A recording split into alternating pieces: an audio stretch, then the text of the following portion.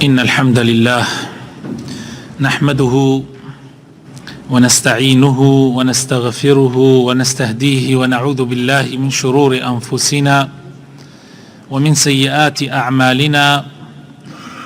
من يهده الله فلا مضل له ومن يضلل فلا هادي له، وأشهد أن لا إله إلا الله وحده لا شريك له، وأشهد أن محمدا عبده ورسوله. يا أيها الذين آمنوا اتقوا الله حق تقاته ولا تموتن إلا وأنتم مسلمون.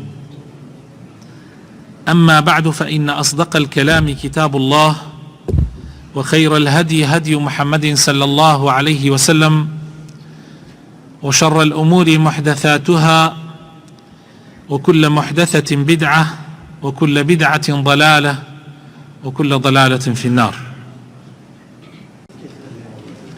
خۆشەویستەکانم، لە زنجیرەی باشترین سەرمەشق رسول الله صلى الله عليه وسلم ئەمڕۆ باسی بەزەیی پێغەمبەری خوا ئەکەین صلى الله عليه وسلم، رحمة النبي صلى الله عليه وسلم.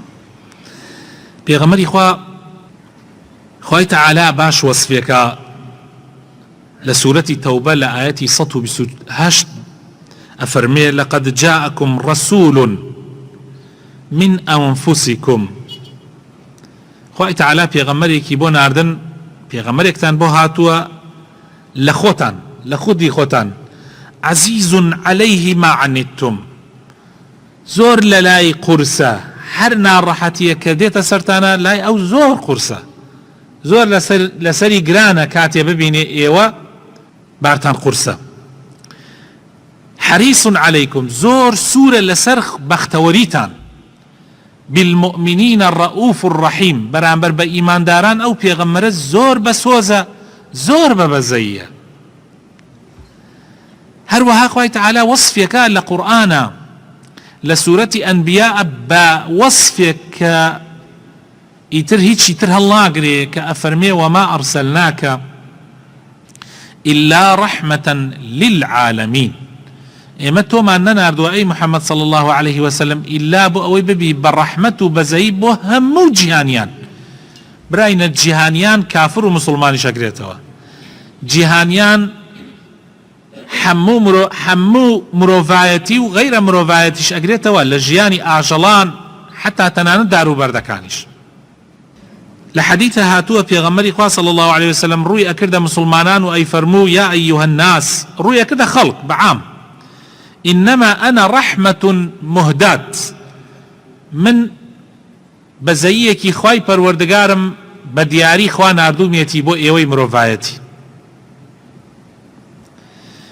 ڕۆژێکیان دوای ئازاردانێکی زۆری مسلمانان لەلایەن مشریکەکانەوە، کابرایەک وتی: ئەی پێغەمبەری خوا، بۆ دوعایان لێ ناکەی؟ پێغەمبەری خوا صلی الله عليه وسلم فەرمووی: إني لم أبعث لعانا وإنما بعثت رحمة. فەرمووی من نەنێراوم لعنەت لە ئەم بکەم و نەفرەت لە ئەو بکەم، من نێراوم ڕەحمەت و بەزەیی بم بۆ مرۆڤایەتی. هەموو صفاتەکانی بەزەیی و ڕەحمەت لە پێغەمبەرە هەبووە صلی الله عليه وسلم، بەرامبەر بە هەموو شتێ. ئێمە طبعا ئەم بابەتە ئەگەر لەسەری بڕۆین، ئەم بابەتە بۆ ئەوەی حەقی خۆی پێ بدەین، دڵنیابن بە هەزارەها نمونە لە قورئان و لە سونەتە هەیە لەسەر مەسەلەی ڕەحمەتی پێغەمبەر صلی الله عليه وسلم. بەڵام من چەند نمونەیەک دێنمەوە لە هەر وەکو بڵێ لە هەر گۆشەیەکەوە نمونەیەک دێنمەوە تا وەکو بەڕێستان سوودی لێ وەربگرن ئین شاء الله. پێغەمبەری خوا صلی الله عليه وسلم لەلایەن وەگشتی بەگشتی ئەفەرمێ لە حەدیثێکە، ئەفەرمێ: الراحمون يرحمهم الرحمن ارحموا من في الأرض يرحمكم من في السماء. ئەفەرمێ ئەوانەی بەزەیدارن، ئەوانەی کە دڵیان پڕە لە بەزەیی، ئەوانە خوای گەورە ڕەحمیان پێەکە. خوای ڕەحمان، خوای بە بەزەیی بەوانە دێتەوە. بەزەیتان بە خەڵکی ئەرزا بێتەوە تا خوای ئاسمانەکان بەزەی پێتانە بێتەوە. با ئێستا بڕۆین لە گۆشەیەک و لە گۆشەکان تەماشاکەین پێغەمبەر صلی الله علیه وسلم چۆن بووە. بۆ نمونە ڕەحمەتی پێغەمبەر صلی الله علیه وسلم بەرامبەر بە مناڵ. پێغەمبەری خوا صلی الله علیه وسلم زۆر بەزەیی بە مناڵ و بە نوقسانە هاتوۆتەوە. سەلامی لیان کردووە، لەگەڵیانە دانیشتووە، گردوونیەتە باوشەوە، باوشی بۆ گرتنەتەوە، خورما و شیرینی پێداون. لەو کاتە طبعا شیرینی ئەو کاتە هەر خورما بووە تقریبا. دڵیانی خۆش کردووە بە هەموو شێوازێک. تەنانەت بڕێک نمونە هەیە زۆر عەجیبە. بۆ نمونە پێغەمبەر صلی الله علیه وسلم لە نوێژی جەماعەتە نوێژ بۆ مسلمانان ئەکا، لە کاتێکا چووەتە سوژدەیە سەحابەیەک وتی سوژدەکەی پێغەمبەر صلی الله علیه وسلم زۆر درێژەوە بۆ ئیتر منیش ڕاستیەکەی لە دڵ خۆمە ترسام، وتم خوانەخواست پێغەمبەری خوا هیچ شتێکی پێ نهاتە بێ. فەرمووی سەرم بەرز کردەوە، یعنی خۆم پێ نەگیرە، سەرم بەرز کردەوە لە سوژدە تەماشام کرد حەسەنە یان حوسەینە هانەبان پشت پێغەمبەرەوە صلی الله علیه وسلم. کاتێک پێغەمبەری خوا نەچۆتە سوژدە ئەویش لەولاوە هاتووە یەکسەر چۆتەبان پشتی. ئیتر ئەڵێ چوومەوە سوژدەیە دووبارە و نوێژەکە تەواو بوو. دوای نوێژەکە پێغەمبەر صلی الله علیه وسلم فەرمووی مسلمانان وەکو چۆن بڵێ داوای لێبوردنتان لێ یەکەم، سوژدەیەکمان درێژۆ کردووە، هۆکارەکەی ئەوە بوو کە ئەم کوڕەمە هاتووە ببان پشتم، دڵم نەهات، وتم با بە ئیسراحەتی خۆی دابەزێ. یعنی هەر نایکردۆ دایگرێ، یعنی ئەوەندە مەسەلەن بە سۆز بووە دڵی نهاتۆتی با بە ئیسراحەتی خۆی دابەزێتە خۆر. تەماشاکە ڕۆژێکیان جمعەیە، ئێستا لە خوتبەی جمعە خەتیب خوتبە ئەدا،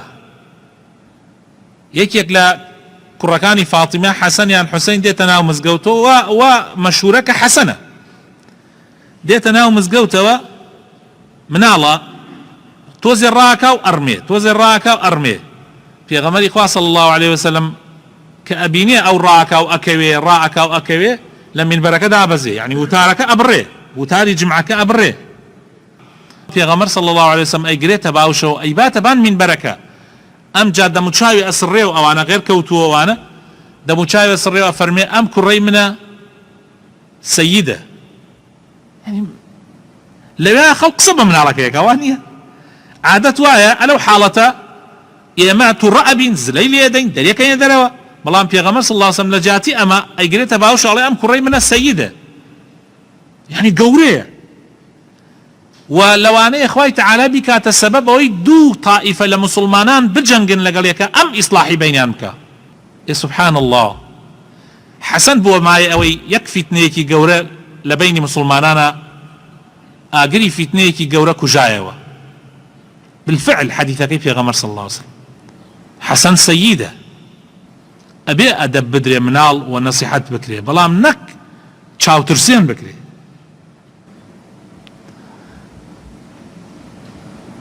جاری وها بۆ پێغەمبەری خوا صلی الله علیه وسلم بۆ نوێژی جەماعەت هاتووە، ئافرەتان طبعا لە مزگەوتی پێغەمبەرە لە پشتۆ نوێژیان کردووە. پێغەمبەری خوا ئەفەرمێت جاری وها بووە گوێم لە دەنگی ویستمە کاتی هاتومە نوێژ بکەم، جاری وها بووە هاتومە نوێژ بکەم ویستومە درێژی کەمەوە، مەسەلەن ئاەتێکی درێژ بخوێنم، سوورەتێکی درێژ بخوێنم، بەڵام لەبەر ئەوەی مناڵێک لە ناو ئافرەتانە دەنگی بەرز کردووە گریاوە، منیش بیرم لەوە کردوتە ئێستا دایکی مناڵەکە دڵی هەلای مناڵەکەی، لەبەر ئەوە نوێژەکەم کورت کردوتە. یعنی تۆ سەر بەزەی پێغەمبەر صلی الله علیه وسلم مناڵێک ئەگرێ لەبەر خاتر ئەوەی دایکی دڵی هالای، پێغەمبەری خوا صلی الله علیه وسلم نوێژەکە کورتتر ئەکاتەوە لەبەر خاتری ئەو دایکە بۆی دڵی لای مناڵەکەی نەمێنێ. یعنی ئەمە ئیتر قیممە و لوتکەی ڕەحمەتە، من تەسەوور ناکەم هیچ مرۆڤێک ئەمەی تیابێ إلا پێغەمبەر نەبێ صلی الله عليه وسلم.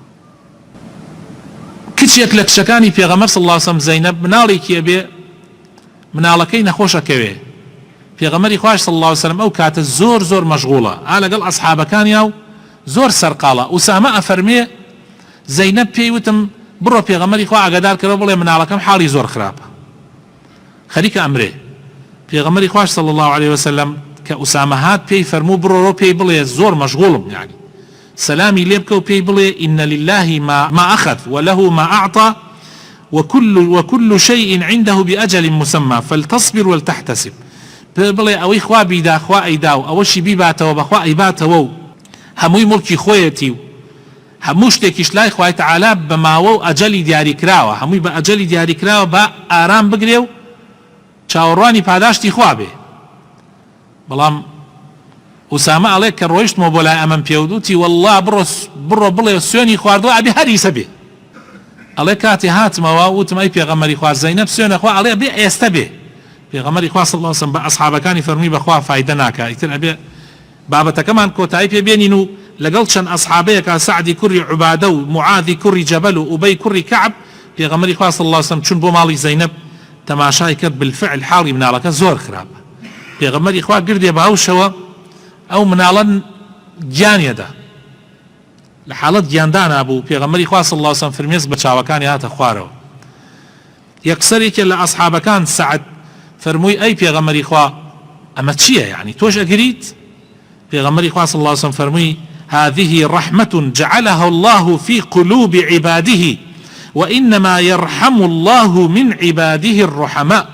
فەرمووی ئەمە ڕەحمەتێکە خوای تەعالا خستوێتێ دڵی بەندەکانیەوە و خوای تەعالا بەزەیی بە کەسێکا دێتەوە کە بە خاوەن بەزەیی بێ. ئەی چۆن ڕەحمی پێغەمبەر صلی الله علیه وسلم بە ئافرەتان تەسەوور ئەکەن خۆشەویستەکانم. پێغەمبەری خوا صلی الله علیه وسلم هەندێک شتی کردووە ئێستا خەڵک لای خۆمان بیکەن، خەڵک ئەڵێ وەڵڵا ئەمە لە ژنەکەی ئەترسێ. لە کاتی خۆیان ئەسب بووە، حشتر بووە. کاتی خێزانەکانی پێغەمبەر صلی الله علیه وسلم لەگەڵ پێغەمبەری خوایە بێتن، پێغەمبەری خوا صلی الله علیه وسلم چۆکی داناوە، کەوتەتە سەر چۆکی داناوە تا خێزانەکەی پابناتە سەریا و یعنی پابناتە سەر چۆکی پێغەمبەرا و سواری وڵاخەکە بێ. جاری وا هەبووە وەکو عایشەی گەڕێتەوە ئەفەرمێ لە ناو مزگەوتی پێغەمبەرا صلی الله علیه وسلم هەندێک حەبەشیەکان ڕمباسکییانە کرد، یعنی تدریبیانە کرد بە ڕم. ئەڵێ منیش زۆر حەزمە کرد، یعنی منزەرەکە جوان بوو، ئەوان زیرەک بوون و چالاک بوون.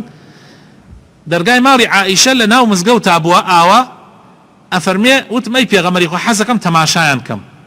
فەرمووی حەزەکەی؟ وتم بەڵێ. فەرمووی پێغەمبەری خوا صلی الله علیه وسلم دەستی خستە سەر لێواری دەرگاکە تاوەکو من بە ئیسراحەت چەناکەم خستبووە سەر باڵی پێغەمبەری خوا صلی الله علیه وسلم تەماشام ئەکرد حتا پێغەمبەری خوا باڵی هیلاک بوو. فەرمووی عایشە بەس نییە؟ وتم نەوەڵی پێغەمبەری خوا بە هەم زیاتر. ئەفەرمێ حتا بە ئیسراحەتی خۆم لا نەچوم پێغەمبەری خوا صلی الله علیه وسلم دڵی نەشکاندم. جاری وا هەبووە پێغەمبەری خوا صلی الله علیه وسلم نەک جارێ چەند جار لەگەڵ خێزانەکانیە مسابقەی ڕاکردنی کردووە لە کاتێکا پێغەمبەر صلی الله علیه وسلم تەمەنی 60 ساڵ بووە. ئیبراهینە ئێسەیەکێک لەم پیاوە بەڕێزانە کە تەمەنتان 60 و 65 ئەمانە هەر بەسەر ئەو جادەشە بۆ وەرزش بێیت و بڕۆی لەگەڵ خێزانەکەتە هەر بە ڕێکردن خەڵک ئەڵێ ئەمە چییە کابرا بووە. یعنی ئەم طەبیعەتانە بەڕاستی سەیرە لە ملەت ئێمەش لە خۆشیەوە ئەتباعی پێغەمبەرین صلی الله علیه وسلم کە پێغەمبەری خوا صلی الله علیه وسلم ئاوا معاملەی کردووە لەگەڵ خێزانەکانیان.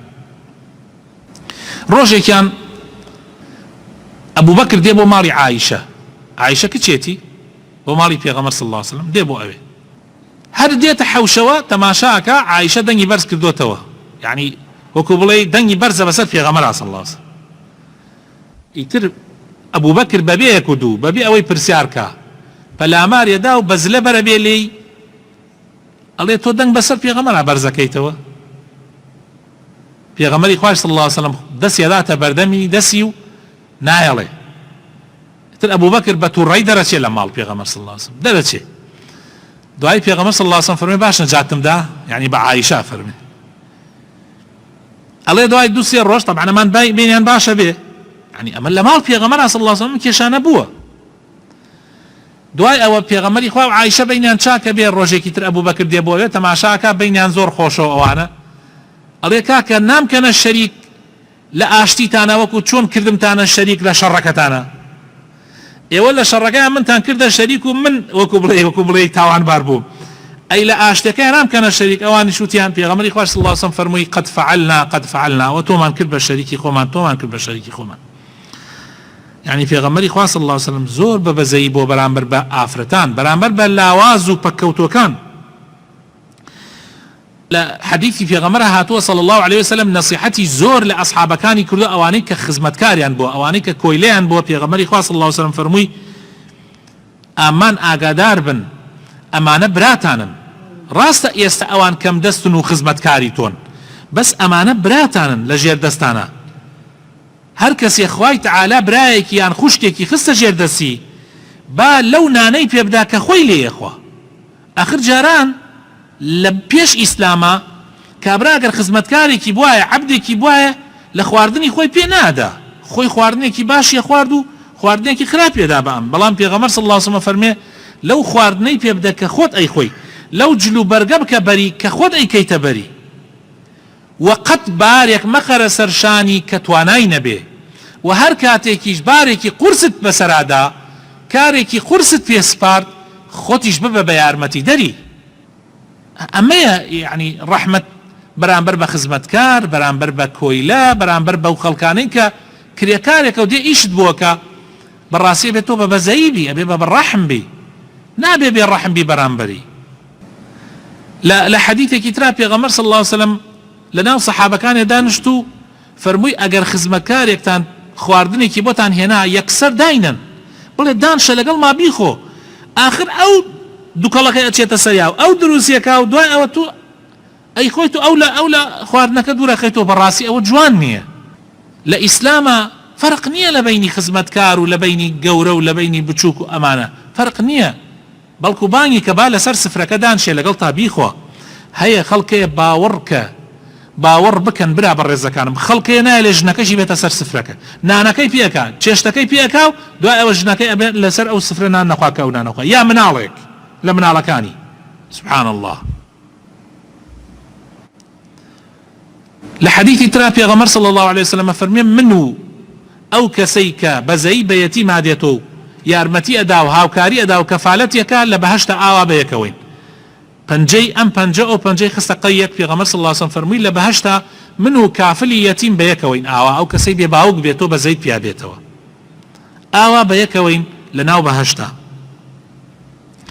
فەرمووی ئەو کەسەی کە هاوکاری بێوەژن ئەکا هاوکاری هەژار ئەکا و هاوکاری یەتیم ئەکا پێغەمبەر صلی الله عليه وسلم فەرمووی وەکو مجاهیدێک وایە لە پێناوی خوایە شەو ڕۆژ جیهاد بکا یان لە حەدیثێکی ترا لە ڕیوایەتێکی ترا فەرمووی یان وەکو کەسێک وایە بەڕۆژ بەردەوام بە ڕۆژوو بێ و شەویش بەردەوام شەو نوێژی بکە ئاخر کەسێ هەموو عمری تەرخان کرد بێ بەڕۆژ بە ڕۆژوو بێ و بە شەو نوێژی بکە ئەبێ ئەجرەکەی چەند گەورە بێ لای خوای تەعالا فەرمووی ئەو کەسەی کە هاوکاری بێوەژن و فەقیر و یەتیم ئەکا وەکو ئەو وایە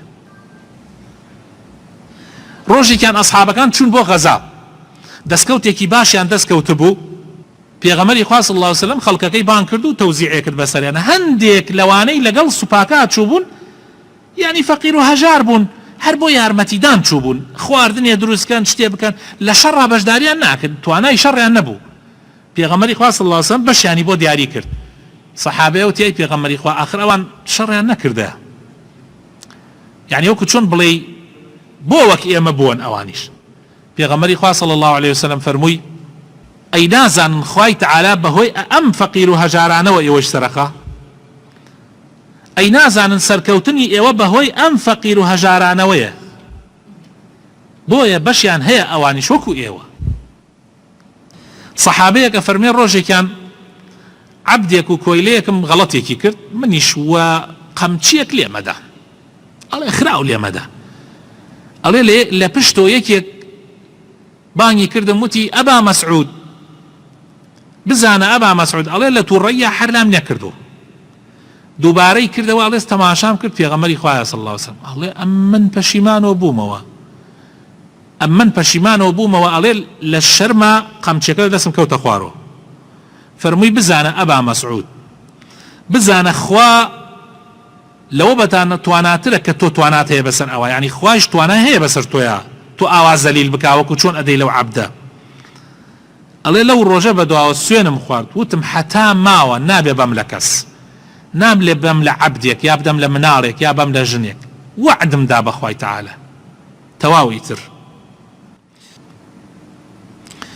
لە ڕەحمەتی پێغەمبەر صلی الله عليه وسلم بەرامبەر بە ئەصحابەکانی فەرمووی سەحابەکان مسلمانان لەمڕۆ بەدواوە هیچ مسلمانی قسەی هیچ مسلمانێکم بۆ نەهێنێتەوە. آخر زۆر ناخۆشە ئیسە براینە لەوانەیە دوو مسلمان ئیسە لەیرە دەرچن بۆ گاڵتەش بێت چ قسەیە بە من بکەن لەوە دایکی گوێ لێ بێ هێنێ بۆ من باوەڕ بکەتە تااقەتم ناوێت عیشا تەراویح بکەم بۆیەوە. ئەڵێم کاکە ئەمانە مادام ئاوان بەرامبرم يعني پێغەمبەری خوا صلی الله عليه وسلم خبریان بۆ ئەهێناوە فلانە کەس وایوت فلانە کەس وایوت تەسیری لە دڵی پێغەمبەرە کرد صلی الله عليه وسلم. بۆیە وتی مسلمانان کەس قسەی کەسم بۆ نەهێنێتەوە حەزەکەم کاتێ بێمە ناوتان دڵم بەرامبەر هەمووتان ساف بێ. بەرامبەر بە حەیوان ڕۆژێکیان پێغەمبەری خوا صلی الله عليه وسلم چووە ناو باخێک هەر چووە ژوورەوە حشترێک پێغەمبەری بینی حشترێک یەکسەر ئەم حشترە تاویدا لە پێغەمبەری خوا صلی الله عليه وسلم و دەستی کرد بە گریان لەبەردەم پێغەمبەر صلی الله عليه وسلم دەستی کرد بە گریان. پێغەمبەری خوا صلی الله عليه وسلم زۆر بەزەی پێ هاتۆ فەرمووی کێ خاوەنی ئەم حشترەیە گەنجێوتی من ئەی پێغەمبەری خوا فەرمووی ماڵت ئاوا بێ خوای تەعالا ئەم حەیوانەی خستۆتە ژێر دەستی تۆ بۆ عەزیەت تێدەی ئەوە ئێستا ئەم حەیوانە هاتووە سکاڵا لای منەکە ئەڵێ برسیم ئەکا و ماندووشم ئەکا یعنی ئەوە نییە ئیشم پێ بکا و تێرم کا یعنی تێرم کا و ئیشم پێ بکە بەڵکو تێریشم ناکا و ئیشی قورسیشم پێەکە. بۆیە پێغەمبەری خوا صلی الله عليه وسلم ڕازی نەبووە یعنی حتا خەڵک ئازیەتی حەیواندا ڕۆژێکیان لەگەڵ سەحابەکانە چوو بۆ شوێنێک لەبەر خاتری دەست بە ئاوگەیاندن پێغەمبەری خوا صلی الله عليه وسلم تۆزێ دوورەوە بوویەوە ئەو کاتێک کە دوورەوە بوویەوە سەحابەکان تەیرێکیان بینی حەمرەی پێ ئەوترێت تەیرێکە لە سەحرایە ئەژێ دوو بەچکەشی لە ناو لادەکەی دوو بەچکەی بوو ڕۆیشتن بەچکەکانیان هێنا و یاریانە کرد و قسەیانە کرد ئەوانە تەیرەکە سکاڵای خۆی برد بۆ لای پێغەمبەری خوا صلی الله عليه وسلم. پێغەمبەری خوا فەرمووی ئەوە کێ ئازاری ئەم تەیرەی داوە کێ ئازاری ئەم تەیرەی داوە بەچکەکانی بردووە وتیان وەڵای پێغەمبەری خوا فڵان فەرمووی بەچکەکانی بگەڕێنە شوێنی خۆی. ئێمە بۆ ڕەحمەت نێرراوین بۆ نەنێرراوین عەزیەتی مەخلوقاتی خوا بین.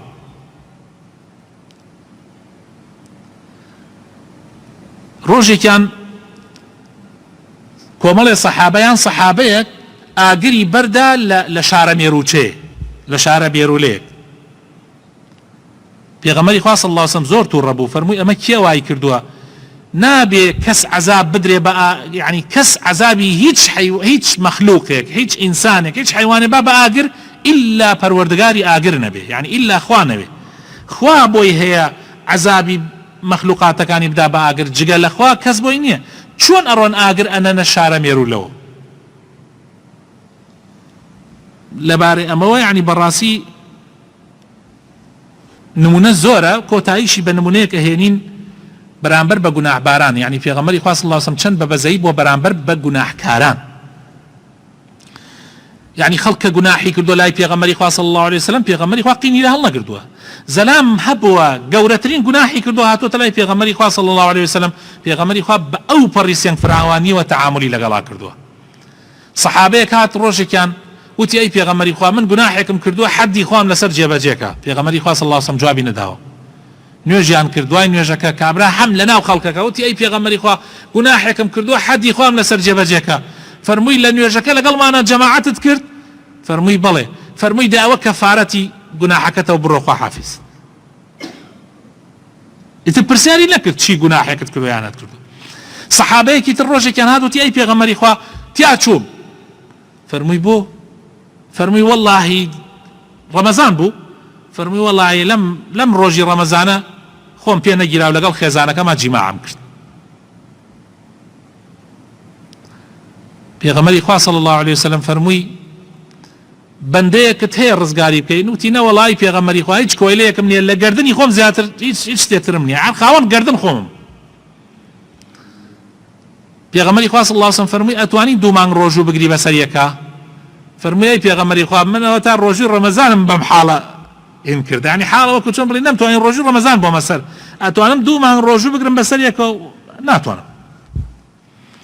فەرمووی دەینانی 60 فەقیر بدە يعني خواردني 6 فقير بدا يعني او كسيك او جناح بك ابي امانه بك اگر كويلها بي كويله ازاد ك نبو دو مان روجو بسر يكون نيتواني ناني 6 فقير فرمي اي پیغمبري خوا بخوا نيمه ناني 6 فقير بدم ده فرمي چاور بك خوا كردي پیاوێکی مسلمان سەوەتەیەک خورما وەبان شانیەوە هێنای لە بەردەم پێغەمبەر صلی الله علیه وسلم داینە فەرمووی پێغەمبەری خوا ئەمە دیاریە فەرمووی ئەو پیاوە کامە بووە و پرسیارەکەی لێ کردم وتی منم ئەی پێغەمبەری خوا فەرمووی ئەم سەوەتە خورمایە بووە بیبەخشۆ بیدەرە فەقیر فەرمووی ئەی پێغەمبەری خوا لە خۆم فەقیرتر بەو خوایە لە مەدینەیە لە ناو شاری مەدینەیە یەک زەلامیتیانیە لە من فەقیرتر بێ پێغەمبەری خوا صلی الله علیه وسلم پێکەنی فەرمووی دەی بڕۆ بیدەرە مناڵەکانی خۆت